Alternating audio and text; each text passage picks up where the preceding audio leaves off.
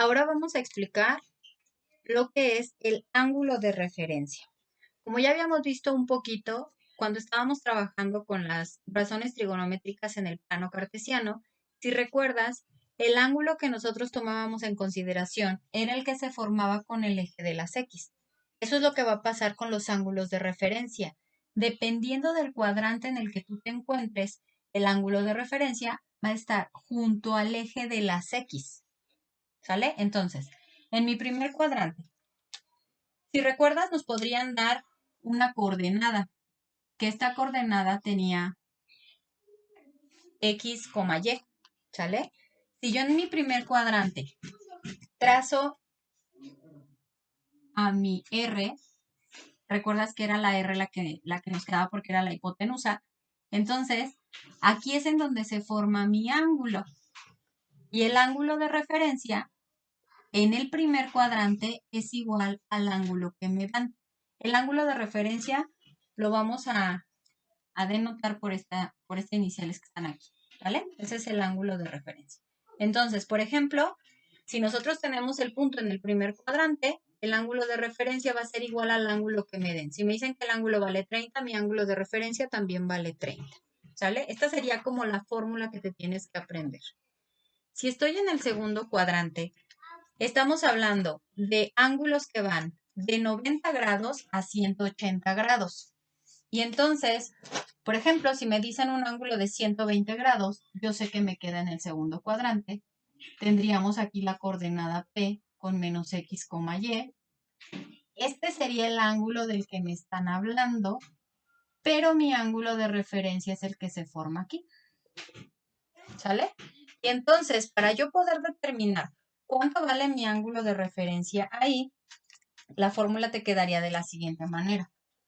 Tu ángulo de referencia va a ser igual a 180 grados, 180 grados menos el ángulo que te den.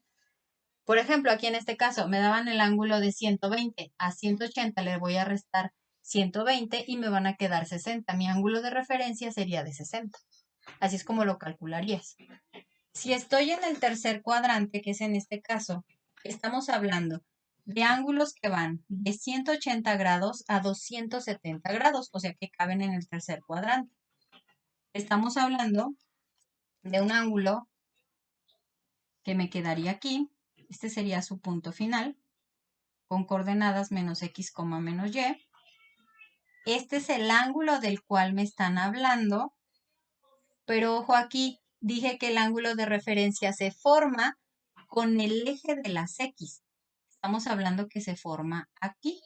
Este es el ángulo de referencia. Entonces, ¿de qué manera puedo hacerle para encontrar el valor de mi ángulo de referencia? Muy sencillo. Al ángulo que me den, en este caso tendría que el ángulo de referencia es igual al ángulo que me den menos 180 grados.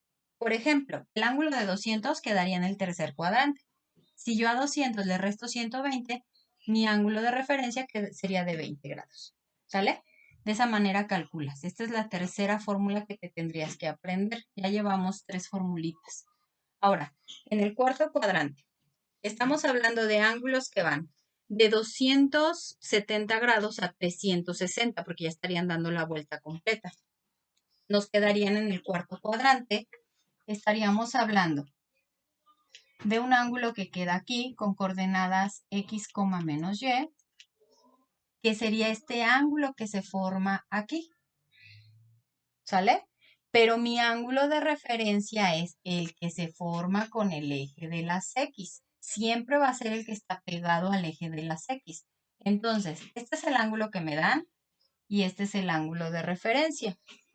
La fórmula para poder obtener el ángulo de referencia en el cuarto cuadrante sería la siguiente.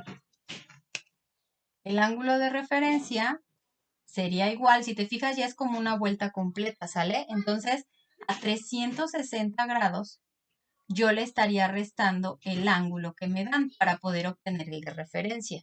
Por ejemplo, si me dan un ángulo de 330 grados, a 360 le quito 330 grados y de esa manera sé que mi ángulo de referencia sería de 30.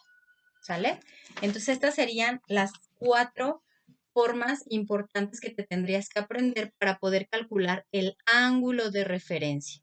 Todo va a depender del plano cartesiano, en qué cuadrante te quede el ángulo, para que puedas aplicar esta fórmula que tenemos aquí.